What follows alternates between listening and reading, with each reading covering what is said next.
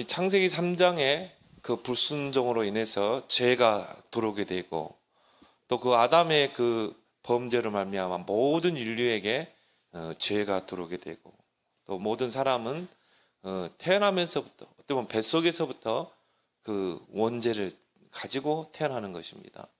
그때부터 이제 죄성이 깊어지는 거죠. 죄가 계속 확산되는 것입니다.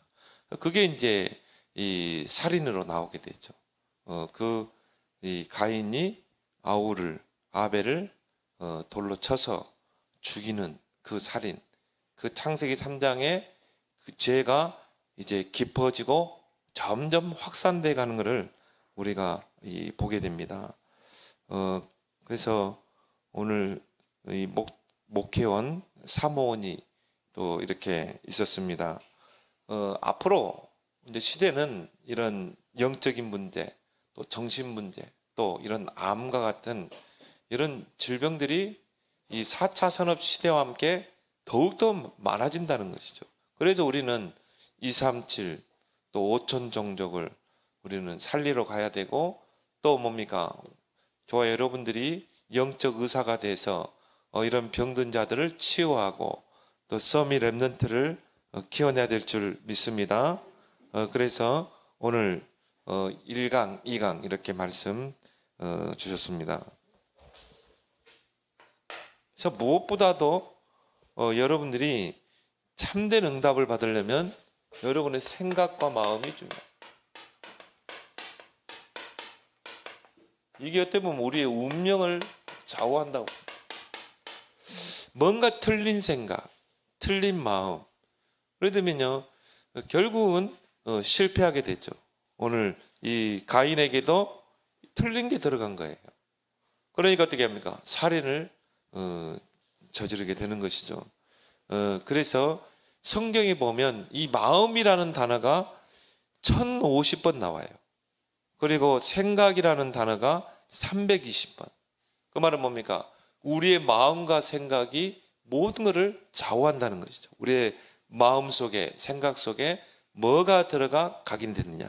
이게 모든 걸 좌우합니다. 예를 들어서 어릴 때 들어간 상처는 쉽게 이게 치유되지 않습니다. 그게 결국 뭡니까?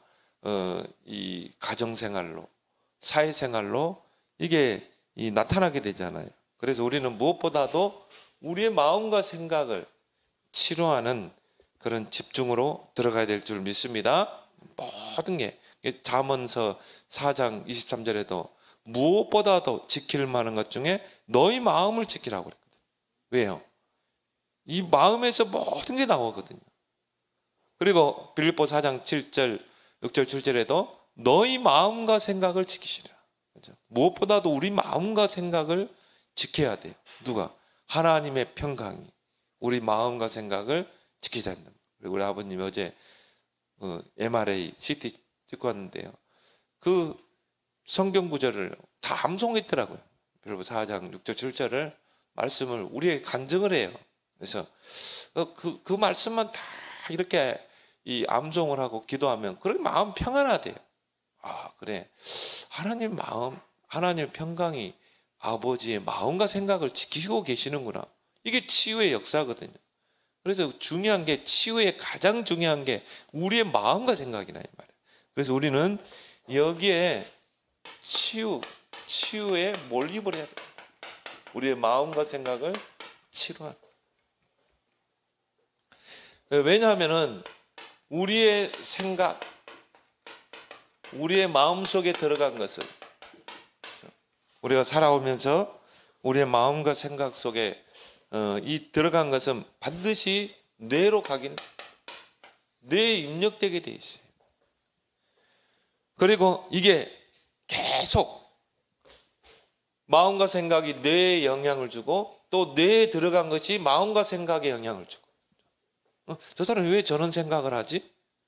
왜 저런 악한 마음을 갖지? 뇌에 각인된 게 영향을 주는 거예요. 생각 속에, 마음 속에. 또 이거를 다르게 말하면 우리의 마음과 생각 속에 들어간 거는 뇌에 입력된다. 그렇게 해서 이게 영혼 속에 영혼에 각인되는 것입니다. 그럼 이건 또 어디로 연결됩니까? 결국은 영혼 세계로.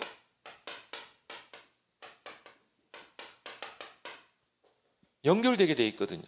그래서 여기서 갈라지잖아요. 천국과 지옥으로. 어떤 사람은요, 늘 지옥과 같은 생각, 늘 지옥과 같은 삶을 살다가 죽어서 영원한 지옥.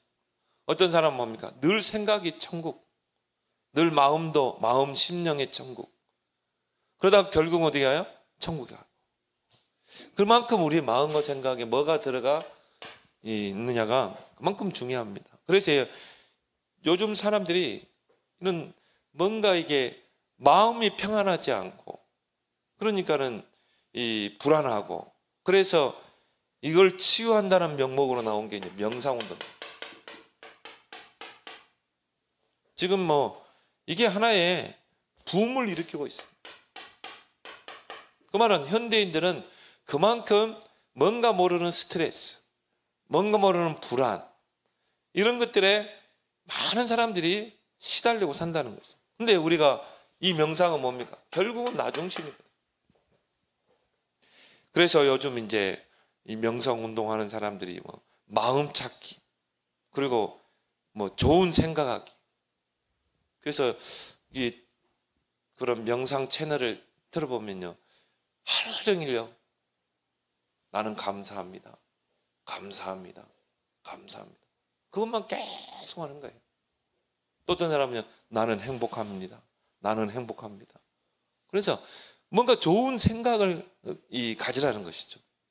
그만큼 사람들은 이 뭔가에 스트레스 시달리고 있는 것입니다. 특히 템플 스테이 이런 데 사람들이 많이 찾게 되고, 요즘은 이제 명상 학교가 생겼어요. 또 명상 대학이 생기고, 그리고 이 명상 대회를 하기도 하고, 길거리에서 뭐 아주 둘이요 뭘 나눠주더라고요.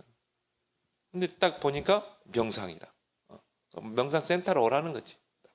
야, 이제 이런 시대가 됐구나. 근데 결국은 이거는 사단의 통로가 되거든요. 반드시 영적 문제 오게 되어 있습니다. 왜요? 주인공이 뭡니까? 나를 비우고 나를 찾자. 그럼 깊이 들어가면 결국은 누구를 만납니까? 흑암 만나게 되어 있어요. 저는 이제 전도사 때, 이 부교육자 때 정신병원에서 많이 확인했거든요. 거의 이 정신병원 온 사람들 보니까 뭐 무속인 자녀들도 있고 하지만 거의 여기에 빠진 사람들. 그래서 앞으로 이런 이제 명상 운동 하다가 이 귀신 들리고 정신병 오는 사람들이 더 많아집니다. 그래서 우리는 다르죠. 뭡니까? 묵상이죠. 시편 1편에 복 있는 사람은 하나님 말씀을 즐거워하여 주야로 묵상하는다. 하나님의 복 받을 사람은 하나님의 말씀을 묵상하고, 하나님을 묵상하고, 복음을 묵상하고. 이거는요, 중심이 누굽니까? 하나님이죠. 대상이 하나님이죠. 명상은 뭐예요? 나를 찾자, 나를 비워라. 진정한 나는 무엇인가? 창세기 3장이잖아요. 결국 창세기 3장으로 연결되거든요. 근데 묵상은 하나님을 묵상하고 말씀을 묵상하고. 그래서 성경의 대표적인 인물이 다윗이죠. 시편 1편에 복 있는 사람을 하면서요, 묵상을 이야기했잖아요. 그래서 여러분들이 이걸 통해서 여러분의 마음과 생각을요, 치유해야 돼요. 여기에 여러분의 모든 걸 몰입하라 이 말이죠. 그래서 묵상의 단을 쌓아라.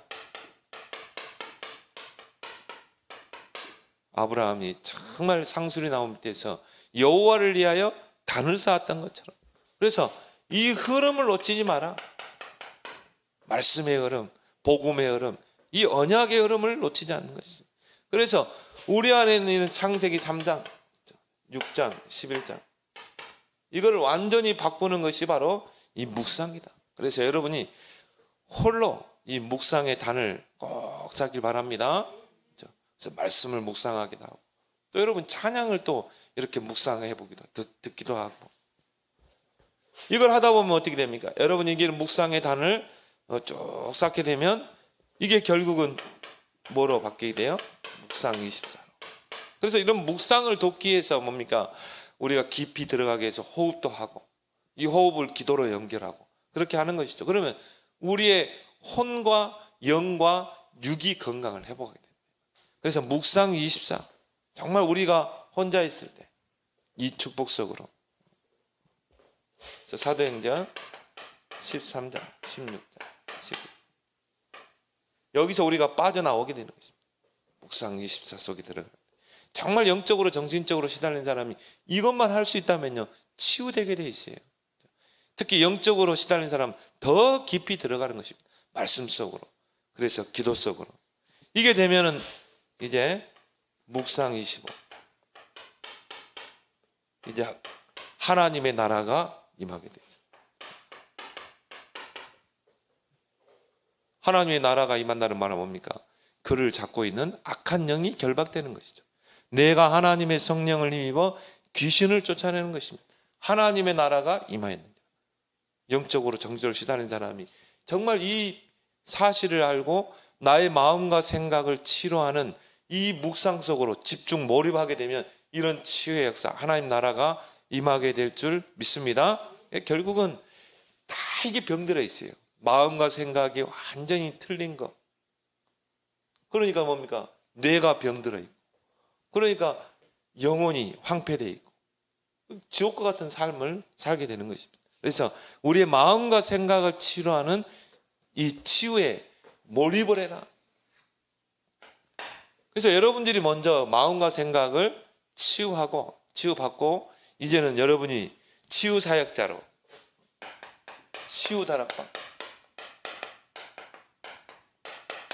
다락방 주역이 되기 바랍니다. 그래서 여러분이 이제 여러분 주변에 영적으로 정신적으로 또 암과 같은 질병으로 고통받는 사람들 오래 주신 주제 아닙니까? 정말 치유의 빈 곳 살릴 영적인 의사로. 그래서 이거는 뭐 개인 누구 특정인에게만 이런 치유 사역의 사명을 준 게 아니라 복음 가진 자는 모든 사람이 다 이 축복을 주었어요. 치유할 수 있는. 그래서 예수님도 너희가 내 이름으로 귀신을 쫓아내요. 병든 자에게 손을 넣으면 나으리라. 그렇죠? 여러분이 이 사실만 알고 여러분이 조금만 복음 가지고 이런 집중 속으로 들어가면 여러분이 치유 사역자가 된다는 것이죠. 그래서 치유에서 가장 중요한 것은 우리가 물론 암이 걸렸다. 의사의 도움 받아야 되겠죠. 그리고 우리가 또 약도 먹어야 되겠죠. 근데 치유의 가장 중요한 것은 근원을 치유해야 된다. 근원. 전도자가 지금까지 많은 영적으로 정신적으로 또 암으로 시달린 사람을 치유하면서 내린 결론이 뭐냐? 근원이 치유되지 않으면 결국은 다시 돌아가. 내가 예를 들어서 암이 치유됐다 이 말이야. 수술해가지고. 근데 근원이 치유 안 되면 어떻게 돼요? 다시 돌아와요. 다시 암 걸려. 어떤 사람이 정신적으로 시달리다가 치유됐어요. 근데 이 근원이 치유 안 되면 어떻게 돼요? 다시 돌아가. 근원은 뭡니까? 이거거든요. 이 마음과 생각, 뇌 속에, 영혼 속에 뭔가 다른 게 들어가 있는 거예요. 상처가 들어가 있고, 부정적인 자아가 들어가 있고, 이게 치유되지 않으면 다시 돌아간다. 그래서 치유의 가장 중요한 것은 근원을 치유하는 것이다. 그리고 치유의 방법도 창조의 원리에 따라서, 창조의 원리에 따라 치유한다는 거죠. 우리 인간은 하나님을 떠나서는 살 수 없도록 창조했어요. 하나님의 형상대로. 그래서 여러분들 주변에 정신적으로 영적으로 질병으로 고통받는 사람에게 반드시 뭐가 들어가야 돼요? 구원의 길이 들어가야 돼요. 가장 먼저 치유 순서라고 할까요? 가장 우선적으로 치유해야 될 게 영혼이 치유된다. 이 사람이 진짜 복음을 받고 예수님을 영접해야 돼요. 그래서 하나님의 사람으로 바뀌어야 돼요. 성령이 내주한 사람으로 바뀌어야 된다면. 그리고 뭡니까? 이제 집중을 통해 마음과 생각과 뇌가 치유된다. 그래서 강원중 목사님이 유 목사님 보고를 했대요. 자기 교회에 암 환자가, 그것도 완전 말기 암 환자가요. 이대로 했는데요. 마음과 생각을 치유하는 보리. 그리고 근원 치유. 그리고 뭡니까? 깊은 5가지. 그 중에 이제 호흡. 이걸 했는데 암이 치유되어 버린 거예요. 암이 사라져 버린 거예요. 그러니까 막 의사가 놀래가지고. 근데 이건 당연한 원리라는 말이야. 성경적인 원리. 창조의 원리. 근데 우리가 이걸 놓치고 있었다 뿐이지. 그래서 이거는 복음 가진 자는 이 원리만 알면 누구든지 치유 사역자가 될 수 있는 것이다. 그래서 영적 치유. 가장 중요한 게 영적인 치유가 돼야 됩니다. 그래서 영적 문제로 시달린 사람이 있거든요. 또 어떤 사람은 뭡니까? 표시 안 나게 영적으로 시달린 사람. 이런 사람들이 또 문제를 일으키거든요. 드러나 버리면은 우리가 이 정신병약을 먹이든지 병원에 입원시키든지 하잖아요. 드러나지 않은 정신 문제가, 영적 문제가 더 문제라. 그래가지고는 말짱한 사람이 막 사람을 죽이고 그 분을 이기지 못해가지고. 그래서 이런 사람들을 여러분 치유할 때는 영적 문제로 정말 시달리는 사람, 이런 사람들이 여러분이 복음 가진 자이기 때문에, 복음은 빛 아닙니까? 여러분이 여러분 주변 사람과 조금만 복음을 가지고 기도하면 상대해 보면 복음의 빛 앞에는 다 드러나게 돼 있어요. 이 사람의 진짜 영적 문제가 드러납니다. 그러면 이런 사람한테는 반드시 이런 정시기도의 시간, 정시기도. 그래서 이 정시기도 시간에 3가지 시간을 갖다. 어떤 시간입니까? 정말 고요한 시간. 영적으로 정신적으로 시달리는 사람들은 뭡니까? 막 굉장히 마음과 생각이 분산되어 있어요. 뭔가 어수선하고 업됐다가 막 다운됐다가 이러거든요. 그러니까 이런 시간을 한 번도 가질 만한 여유가 없는 거예요. 그래서 이런 영적으로 시달리는 사람은 정말 고요한 시간을 갖도록 그렇게 해주고, 또 깊은 시간, 이런 시간을 가진 적이 한 번도 없다니까요. 이게 원래 우리에게 주신 축복인데, 이거를요, 이 명상운동가들이 이걸 가지고 이 치유로 접근하잖아요. 그리고 뭡니까? 정말 묵상의 시간. 이 3시간을 꼭 시간을 정해가지고 아침 아니면은 밤에 이런 시간을 갖도록 여러분 자신이 갖길 바랍니다. 아침이 좋더라고요. 저는 아침에 딱 새벽에 일어나세요. 딱 이 조용한 시간에 기도하는 게 좋아요. 그래서 또 우리 등산할 때 여러분 나름대로 내가 어떻게 고요한 시간을 가질 것인가, 어떻게 내가 깊은 시간을 가질 것인가, 내가 어떻게 정말 묵상의 시간을 가지고. 근데 이런 부분에 이 체질이 된 사람은요, 대화하면서도 이걸 가지게 돼요. 유목사님 전에 그랬죠. 대화하면서도 이 3시간을 가지고, 내가 일하면서도 이 3시간을 가질 수 있다. 그러면 요셉은 정시기도 할 시간이 없었거든요. 다윗은 이렇게 정시기도 하는 시간이 있었잖아요. 다니엘도. 근데 요셉은 노예잖아요. 그러면 이 시간, 따로 시간을 가질 시간이 없거든요. 그럼 어떻게 해요? 그냥 일하면서 이 3시간, 깊은 시간, 고요한 시간. 여러분이 이런 치유에 몰입하게 되면 이런 단계로 가게 될 줄 믿습니다. 그러면서요, 깊은 5가지를 할 수 있도록 묵상, 깊은 묵상. 근데 우리가 왜 메모를 합니까? 메모를 할 때요, 우리가 집중하게 되거든요. 그리고 이제 뭡니까? 녹취. 이제 좀 영적으로 시달린 사람들은 녹취를 하게 해라. 메시지 들은 거를 다시 녹취하도록. 그래서 이제 우리 노예에서 이거를 가장 강조하는 목사님 한 분이 계셔요. 그분은요, 딱 메시지, 집회 메시지 받으면 다시 뭡니까? 녹취를 해요. 계속 녹취를 하더라고요. 내가 보니까 많이 치유됐어요. 그러니까 메시지 녹취할 때 이런 역사 일어나. 우리 마음과 생각이 치유되고 뇌가 치유. 이게 30배 능력이라고 그러죠. 그냥 여러분이 메시지 듣는 거하고 듣는 것을 다시 들으면서 여러분이 녹취하는 거하고, 그러면 이 30배 치유의 능력이 나타난대요. 그래서 묵상하면서 메모하고 녹취하도록 깊은 묵상, 또 깊은 음식. 그래서 뭐 목사님도 그런 이야기를 해요. 누가 뭐 좋다, 잘할 때 먹지 말고 내 몸에 가장 적합한 음식. 그리고 병원에 가니까 그래요. 뭐 우리 아버님 그 암 환자에게 무슨 음식을 먹어야 합니까? 다 의사가 하는 말이에요. 그냥 맛있는 거 드시래. 먹고 싶은 거 그냥 드시래. 햄버거도 먹고 싶으면 뭔지. 근데 거기에 이제 너무 많이 먹으면 안 되지만, 내가 고기가 먹고 싶은데, 뭐 암 환자가 고기 안 좋다고 안 먹으면 되겠어요? 뭐 고기도 먹고 싶으면 먹고. 내게 가장 중요한 그런 깊은 음식을.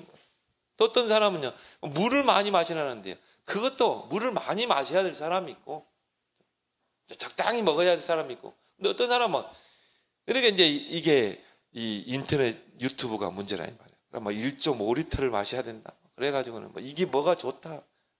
그래 여러분이 현혹되지 말고 지금 여러분의 주어진 음식 중에 정말 나의 건강을 회복할 수 있는 어떤 사람은 또 채소만 먹어야 된다고 그래요.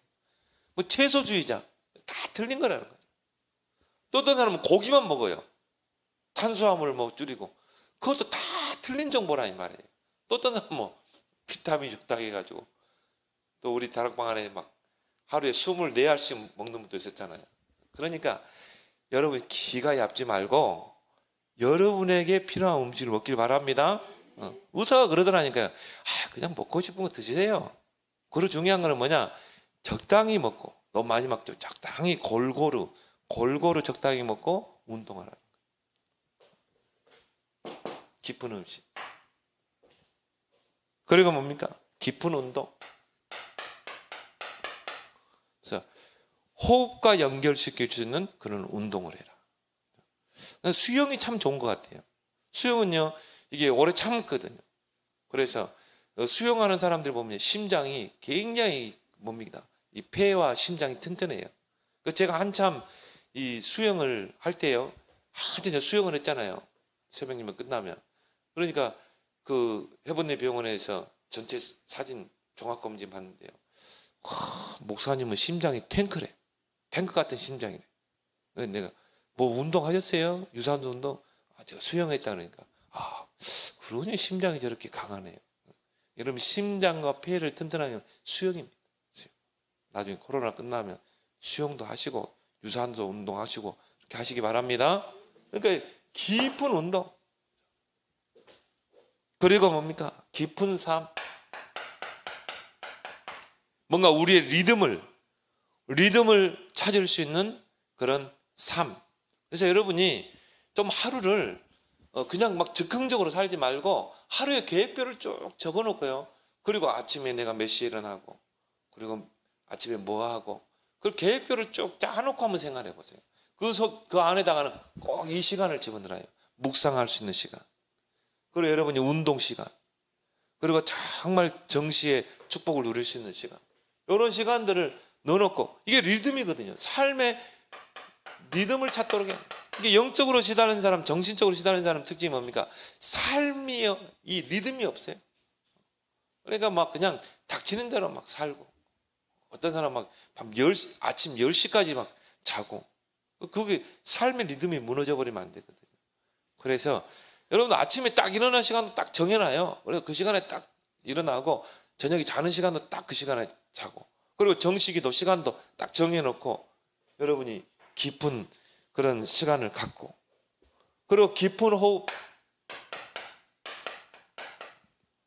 그래서 오늘 호흡에 대해서 좀 길게 좀 이야기를 했었습니다. 또 정신적으로 이 고통받는 사람들이 굉장히 많습니다. 정신치유. 앞으로 이제 이런 우울증, 조울증, 이런 사람들이 조현병 더 많아집니다. 그래서 정신치유부터 하겠습니다. 결국 뭡니까? 뇌를 치유해야 된다. 네. 그래서 또 오늘 테이프 이야기 하더라고요. 자기 전에 테이프 붙이고 자래요. 입에다가. 그게 왜 그러냐면은 이제 여러분이 입으로 호흡을 하잖아요. 그러면은 굉장히 우리 몸에 데미지를 가져온대요. 왜 이게 테이프를 붙이라고 하냐면은 코로 숨을 쉬어야 이 뇌로 가는, 뇌로 가서 뇌를 치유하고 건강하는데, 그래서 일본 같은 데는 슈퍼마다 그런 입막음용 테이프가 판대요. 일본 사람은 뭔가 아는 거예요. 코로 숨을 쉬어야한다는 걸, 그래야 건강하다는 걸 아는 거예요. 이게 마트만 가도, 약국만 가도 이게 입막음 태포가 있는데 우리나라는 없어요. 그럼 약국에 가서 입막음 태포 달라면 있던가요? 없어요. 인터넷 시켜야. 오늘 저도 그거 다 떨어져 가지고 오늘도 시켰거든요. 주문했거든요. 이게 저는 좋더라고요. 왜? 이게 코로 숨을 쉬면 이게 뇌로 가거든요. 산소가. 그러니까 뭐 아침에 일어나도 피곤치 않고 개운하고. 우리 집사람은 아직도 안 붙여, 내가 보니까. 코는 들이들고 골고. 그러니까 여러분이 뇌를 치유해야 된다. 정신치유에서 가장 중요한 거. 그래서 이 정시 세 가지 꼭 해라. 정말 이 고요한 시간, 깊은 시간, 이런 묵상의 시간을 이 정신적으로 시달리는 사람들이 갖도록. 왜? 이 사람들이 뭔가 분열되어 있거든요. 뭔가 산만하고 뭔가 불안과 두려움 속에 있고, 그리고 깊은 호흡으로 할 수 있도록. 그래서 우리가 이 깊은 호흡으로 단전이라고 해요. 단전호흡. 단전이란 말은, 단이라면 붉은 단 아닙니까? 이거 밭전자. 그럼 붉은 밭이거든요. 피밭이라는 피밭. 그래서 우리 몸에는요, 피가 순환되는 그 단전이 있어요. 그래서 우리가 복식호흡을 하는 이유가 뭐냐면, 이 호흡을 길게 하라는 게, 이 단전 복식호흡을 하는 게 뭐냐면, 거기서 피가 순환이 돼야 돼요. 그래서 이 하단전, 뭐 중단전, 상단전. 근데 이제 전문가들은 거기에 맞춰서 호흡을 합니다. 그래서 이 하단전은 우리 몸을 건강하게 하고, 또 중단전은 뭐 마음을 건강하게 하고, 그리고 상단전은 우리의 영적인 부분, 영적 상태. 그래서 뭐 목사님이 그렇게 하고 있다는데 우리는 잘 안 되더라고요. 그냥 길게 호흡하고 좀 오래 참고 그리고 내뱉고 그것만 해도, 한 10분만 해도요, 모든 건강. 저도 확실히 그래요. 피곤할 때 제가 이렇게 깊게 몇 번 하면요, 피로감이 싹 없어져요. 피로감. 아침에 특히 문 쫙 열어놓고 뭐 하면요, 한 뭐 10분, 5분만 해도, 뭐 길게 한 10번만 해도 굉장한 몸의 회복이 이루어집니다. 그래서 이런 깊은 호흡을 하도록. 그래, 이런 사람들이 뭔가 조급하고 불안하고 이런 게 많기, 조급을 취하도록. 정신적으로 시달리는 사람이 특징이 뭡니까? 뭔가 조급해요. 그리고 뭔가 불안하니까 그걸 말로 막 하잖아요. 그리고 막 격한 말, 업이 되면 막 격한 말을 하고, 그리고 다운되면요, 막 이게 뭡니까? 다운된 말을 하고. 근데 이런 것들을 치유하고 되도록이면 이 세 가지 시간을 갖도록. 그렇게 하면서 음식으로 치유하고. 왜? 우리 인간은 영혼, 육으로 되어 있기 때문에 이게 다 연결된 부분이에요. 그러면서 세 번째 뭡니까? 육신 치유. 앞으로 이런 암 환자들이요, 계속 많아집니다. 그래서 왜 메시지에 집중하도록 해야 됩니까? 우리 강단의 말씀, 우리 본부 메시지, 훈련 메시지, 또 우리 기도 수첩. 왜 우리가 메시지에 집중해야 되는가? 그때 이게 치유 역사가 일어나거든요. 히브리 4장씩. 이 말씀이 좌우의 날성검이 돼서 우리의 혼과 육도 치유한다고 그랬잖아요. 이 말씀의 능력이거든요. 그러니까 우리 아버님이요, 진짜 빌립보 4장 6절 7절에 꽂힌 것 같아요. 딱 우리 아버지 마음속에 딱 꽂혀 들어간 것 같아요. 근데 하나님은 은혜죠.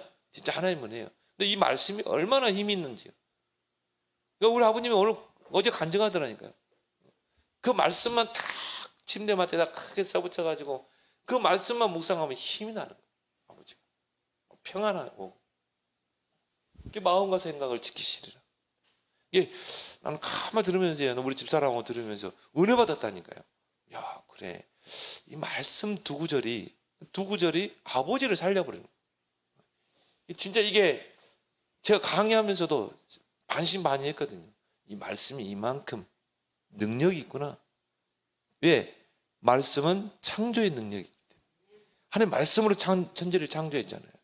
그래서 여러분이 정말 이 말씀을 묵상하고 요절도 암송하고, 여러분 문제를 만나면 거기에 관계된 메시지를 딱 찾아가지고 말씀 찾아서 기도하고. 중요한 거는 메시지보다 말씀이 중요해요. 하나님 말씀. 말씀을 언약을 붙잡기 바랍니다.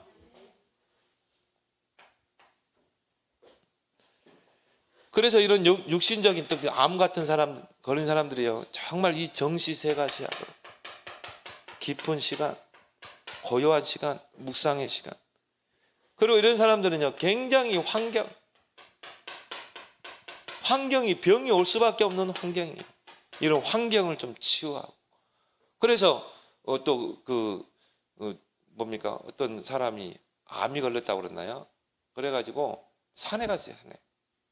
산에 가가지고 15년 동안을 맨발로 다니면서, 왜냐하면 병원에서 더 이상 안 된다, 암이 말기하고 다른 장기까지 퍼져가지고 안 된다고 그러니까 딱 정리해놓고 산으로 간 거예요. 자연인이 된 거죠. 산으로 가가지고 이제 거기다 우막 지어놓고, 그러면서 산 나물 먹고 약초 먹고, 그리고 맨발로 다니는 거예요.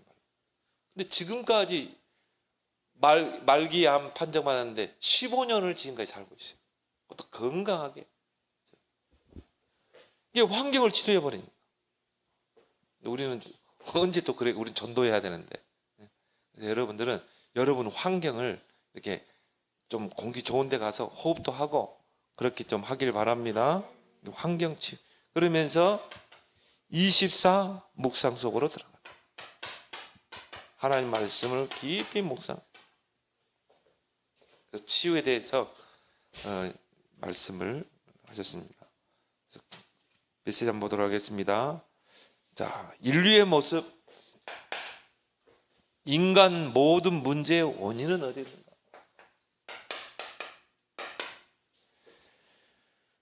바로 로마서 3장 23절이죠. 모든 사람이 죄를 범하였음에 하나님의 영광에 이르지 못하다. 그러니까 의인은 하나도 없는 것이죠. 그래서 모든 문제의 원인은 뭡니까? 죄, 불순종의 죄. 그 죄가 들어오면서부터. 그래서 이 죄라는 말이 뭡니까? 하마르티아, 관역을 벗어나다. 우리가 하나님의 언약의 말씀에 딱 관역이 맞춰져야 되는데 이 관역을 벗어나 버린 거예요. 그 말은 뭡니까? 언약, 하나님 말씀을 순종하지 못하고 불순종했다. 그게 바로 죄입니다. 진짜 우리가 성경에서 말하는 죄는 그 관역을 벗어나 버린 거예요. 한마디로 하나님의 언약에서 빗나가 버리는 거예요. 우리가 자범죄, 그게 죄가 아니라, 근본적인 죄가 아니라, 그건 어떻게 보면은 그 이 원죄로 인해서 오는 그 죄잖아요. 그래서 이 원죄가 해결되는 거예요. 창세기 2장 17절. 선악을 알게 하는 실과를 먹지 말라. 반드시 죽으리라.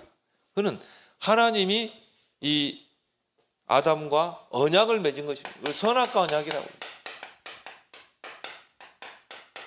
그러면 우리의 마음과 생각이 여기에 딱 꽂혀 있어야 돼요. 아, 이 선악과를 먹으면 안 돼. 여기에 딱 꽂혀 있어야 하거든. 하나님 말씀의 언약에. 그런데 이 뱀의 미혹을 받게 되고 결국 뭡니까? 불순종하게 된 거예요. 이게 죄라 이 말이에요. 그게 바로 창세기 3장 1절이죠. 한마디로 하나님의 언약을 파기해버린 거예요. 자유의지를 가지고 뱀의 미혹을 받고 언약을 파기해버린 거예요. 언약을 깨버리는 게, 언약이란 그 말이 베리트, 가르다란 뜻이거든요. 그러니까 이 언약을, 아브라함과 하나님의 언약을 체결할 때 아브라함이 짐승을 희생을 시켜서 그 짐승을 각을 뜨잖아요. 반을 가르거든요. 반을 딱 쪼개서 양쪽으로 놓고. 그게 언약이거든요. 그래서 하나님의 불이 그 사이를 지나갔죠.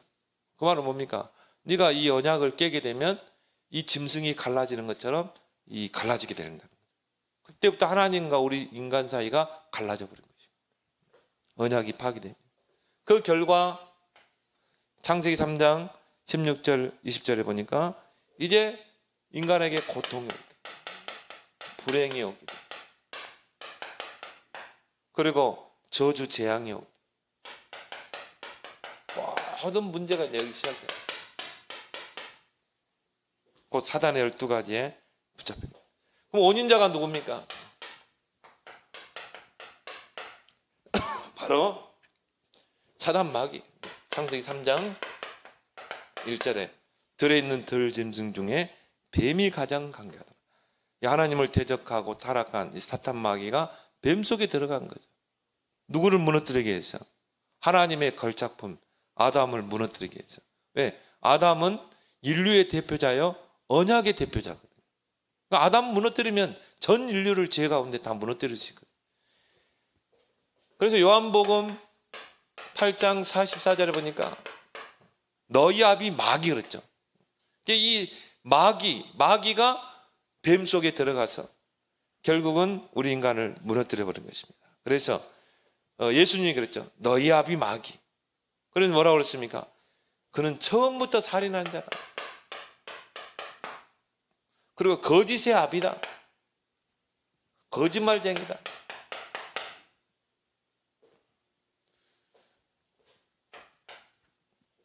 그 선악과를 가지고 거짓말했잖아요. 먹어도 죽지 않는다. 마가복음 5장에 보면 거라사인 지방에 귀신 들린 사람이 나오죠. 근데 이 사람이요 귀신이 들려놓으니까 얼마나 힘이 세는지. 그러니까 이 사람은 뭐 집에서 사는 게 아니라 귀신 들려가지고 막 완전히 잡혀버린 거죠. 뭐 정신문제고. 그러니까 무덤 사이에서 살아요. 무덤 사이에서. 집에 안 가고. 뭐 얼마나 힘이 세냐면 사람들이 쇠사슬로 이 사람 묶어놓는데 그걸 다 막 끊어버려요. 자기를 막 자해하고. 그 말은 뭡니까? 이 사단 마귀는 이 귀신들을 부르는 거예요. 바로 악한 악령들을 부르는 것입니다. 그래서 요한계시록 12장 4절에 보면 3분의 1의 천사들이 타락시켰죠. 이 사탄이 하나님 대적하면서 3분의 1의 천사들을 타락을 시킵니다. 그래서 요한계시록 12장 9절에도 보니까 그의 사자들도 그와 함께 내쫓기니라. 그러니까 사단 마귀는 이런 악한 영들을 부리는 것입니다.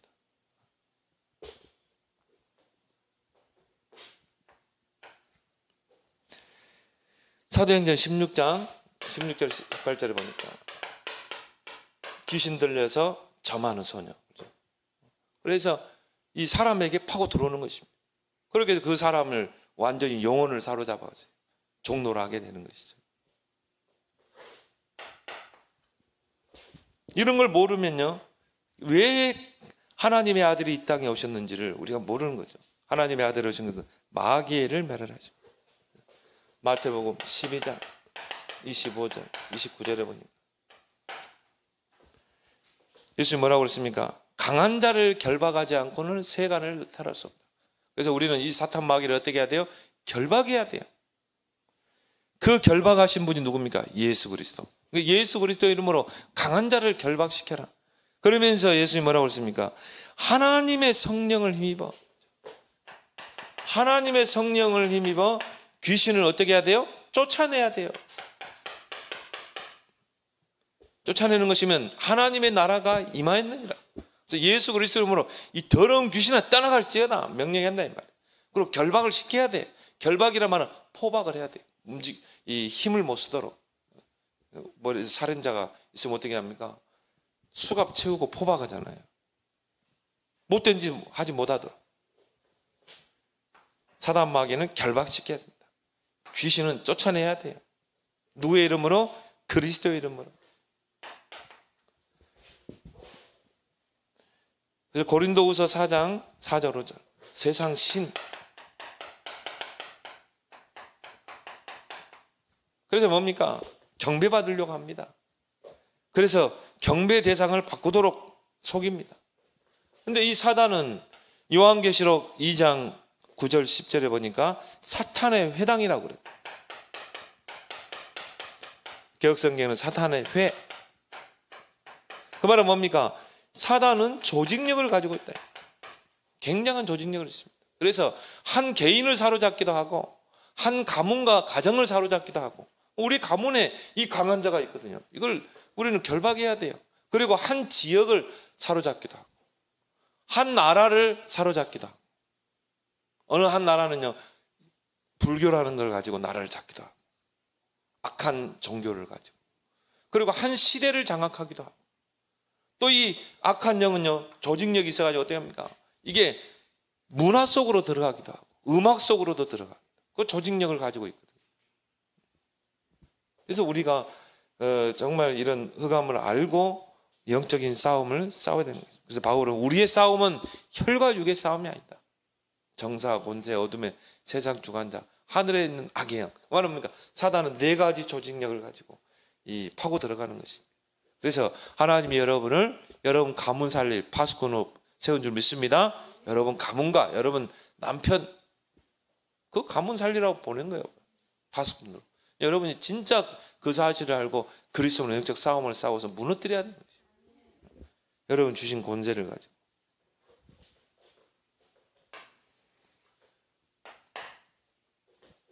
자, 보세요. 인류의 문제는 지금도 계속되고 있습니다.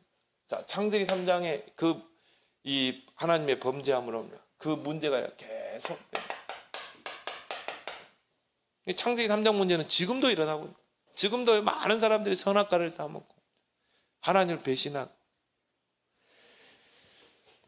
그게 바로 이제 최초의 그 범죄가 나오죠. 이게 창세기 4장. 우리 아빠는 참고했죠. 자, 이 죄성이 창세기 3장에 이제 죄가 들어오게 되죠. 인류에게 죄가 들어오게 되고, 이 죄가 이제 뭡니까? 확산을 이루죠. 그리고 이제 이 죄가 이제 깊어지고, 그게 이제 최초의 살인으로 나타나죠.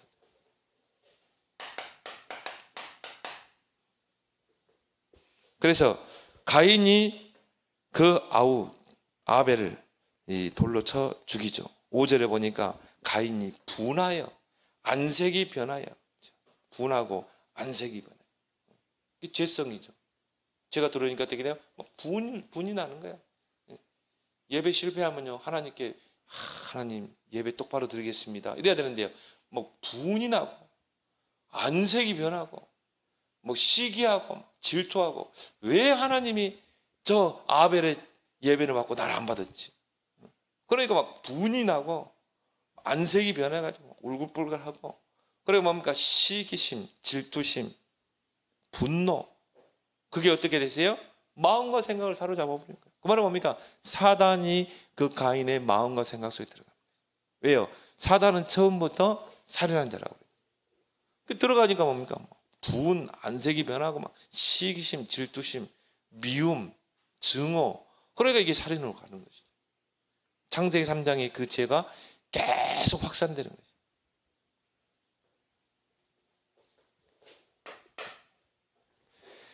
타락한 인간의 죄성. 이 죄성이 이제 확산돼 가는 거라니까요.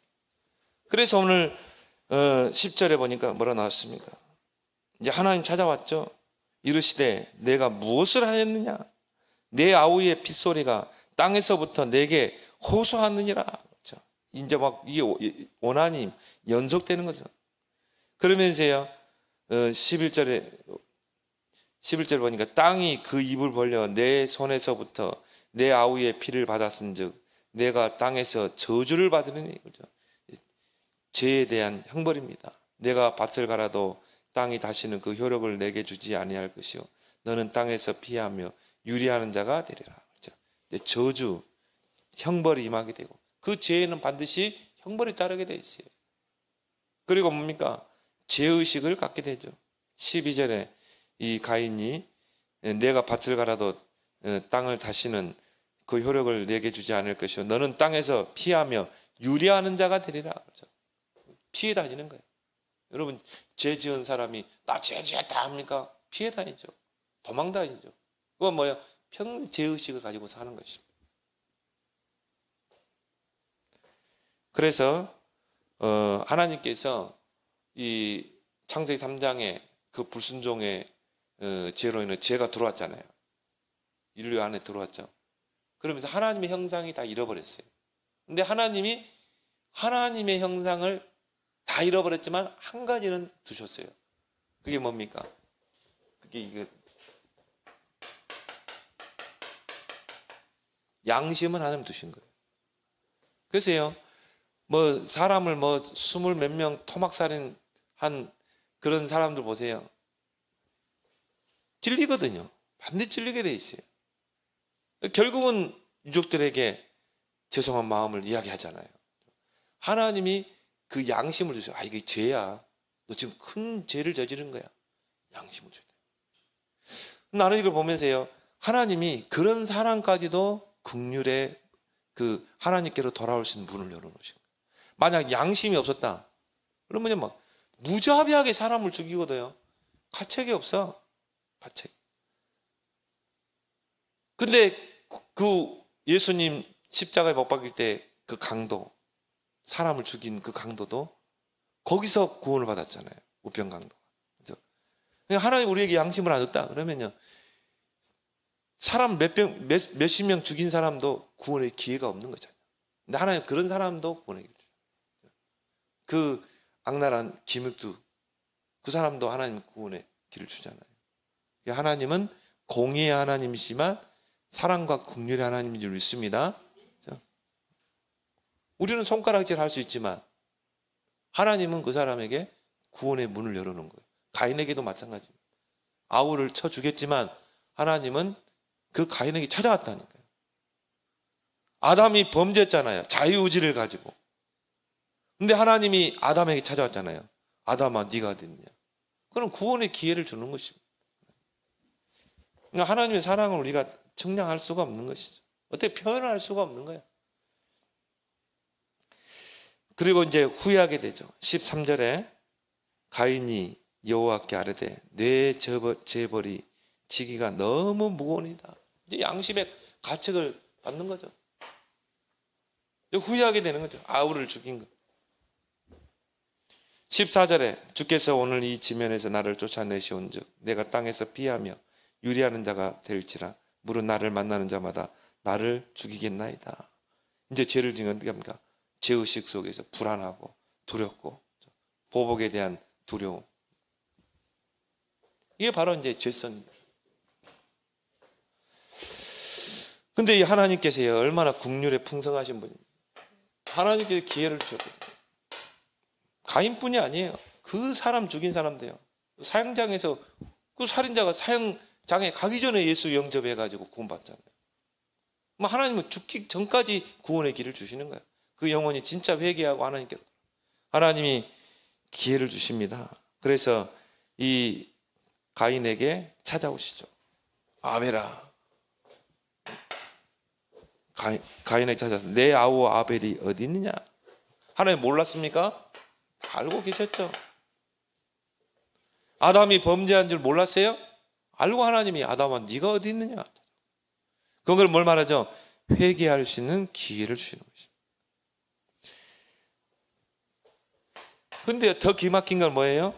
범죄한 가인에게 표를 주사 죽임을 명쾌하셨다는 것이죠. 오늘 15절에 보니까 여호와께서 가인에게 그에게 이르시되 그렇지 아니하다. 가인을 죽이는 자는 벌을 7배나 받으리라 하시고 가인에게 표를 주사 그를 만나는 모든 사람에게서 죽임을 면하게 하시니라. 여기 대해서 막 해석이 많았거든요. 아니 하나님이 저렇게 살인한 자에게 가인을 죽이는 자는 벌을 7배나 받으리라 하시고 또 가인을 죽이지 못하도록 표까지 줬어. 표를 주사 그를 만나는 모든 사람의 죽임을 면하게 하시니라. 우리의 생각으로는요 이해할 수 없는 부분이죠. 우리는 그러잖아요. 내 기준에 따라 저놈 죽일 놈이야. 저놈 사형받아도 마땅할 놈이야. 우리는 내 생각 가지고 내가 가지고 있는 거 판단해 버리거든. 예수님은 또 뭐라고 그랬어요? 내 원수 있느냐? 70번씩 7번이라도 용서하라고. 하나님의 생각과 우리 생각은요, 진짜 비교할 수 없어요. 그래서 우리는 내 생각이 아닌 하나님의 생각, 내 소원이 아닌 하나님의 뜻을 찾아야 될 줄 믿습니다. 우리는 내 윤리와 도덕의 잣대를 가지고 다른 사람 판단하거든. 그래서 하나님 어떤 하나님입니까? 공의와 사랑의 하나님입니다. 그 표는 공의와 사랑의 표다. 하나님은 공의의 하나님이시에요. 심는 대로 거두게 하시는 하나님입니다. 그렇지만 사랑과 긍휼의 하나님인 줄 믿습니다. 그렇죠? 은총의 표를 주잖아요.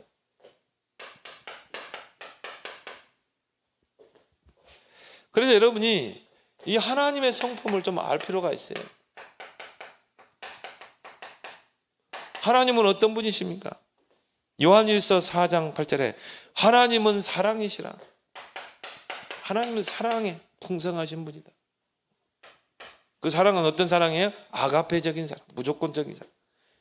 시편 18편 30절에 하나님은 자기에게 피하는 모든 자의 방패시로다. 어떤 죄를 범한 자라 할지라도 하나님께로 돌아가면 하나님 보호하시는 거죠. 그래서 하나님이요, 이 가나안 땅에 가면 너희는 도피처를 세우라고 했어요. 그래서 내가 막 부지 중에 누굴 죽였단 말이에요. 실수로 뭐 정당방위로 죽였든지, 그러면 이 사람이 보복할 거 아니에요. 측근들이. 그러면은 도피성을 일단 만들어놔요. 그럼 도피성으로 피하는 거예요. 도피성으로 피하면은 죽일 수가 없어요. 도피성 안에 있어요.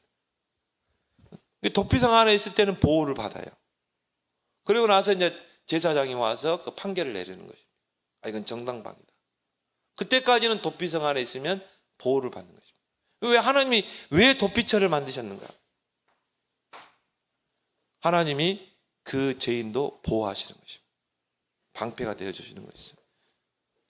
그래서 누구든지 어떤 죄를 범한 자라도 그리스도 앞에 나오면 어떻게 돼요? 생명을 얻게 되잖아요. 멸망치 않고 영생을 얻게 하려 함이라 그러죠. 하나님은 어떤 분이십니까? 에베소 2장 4절 5절에 긍휼이 풍성하신 하나님. 하나님을 우리를 너무 잘 압니다. 긍휼이 풍성하신 하나님. 그래서 팔복에서도 뭡니까? 긍휼히 여기는 자는 복이 있나니. 여러분이 불쌍히 여기고 그래 그럴 수밖에 없겠구나. 그 사람이 복받을 사람인 줄 믿습니다. 우리 마음대로 판단하면 안 돼요. 네 번째 뭡니까? 시편 30편 5절에 그의 노염은 잠깐이요 그의 은총은 평생이로다. 하나님은 공의의 하나님이시기 때문에 우리가 죄를 보면 노를 할 수 있습니다. 그러나 하나님의 긍휼은 뭐라고? 은총은 뭐라고요? 평생이로다. 하나님 앞에 나온 자에게 하나님은요 큰 은총을 베푸십니다. 요한복음 3장 16절 17절에 하나님이 세상을 이처럼 사랑하사 범죄한 이 세상을 이처럼 독생자를 주셨으니 이는 저를 믿는 자마다 멸망치 않고, 그렇죠? 하나님은 이 세상 사람들이 멸망키를 원하지 않고 영생을 얻게 하려 합니다. 그리고 뭡니까? 심판하려 하심이 아니요 심판하려 하심이 아니요 구원을 주시고. 근데 우리는 여기만 집중하거든요. 저 사람을 멸망받아도 마땅할 놈이야. 저 사람은 심판받아 마땅할 놈이야. 근데 하나님 뭐라고요? 구원 주기. 우리의 기준을 다 바꾸길 바랍니다. 내 기준이 아니라 하나님의 기준으로 봐야 돼. 그리스도의 마음을 품고. 하나님의 성품 많이 있겠지만요. 하나님 어떤 분이십니까? 시편 89편 15절에 의와 공의의 하나님. 하나님은 의와 공의의 하나님. 그리고 어떤 하나님입니까? 인자함과 진실함의 하나님.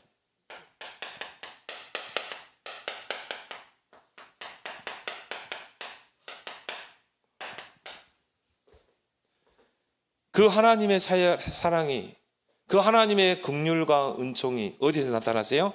십자가에 나타납니다. 그래서 로마서 5장 8절에 우리가 아직 죄인 되었을 때, 그거는 뭡니까? 구원에 대한 소망이 전혀 없을 때 그리스도께서 우리를 위하여 십자가에 죽으심으로 하나님께서 우리에 대한 자기의 사랑을 확증하셨죠.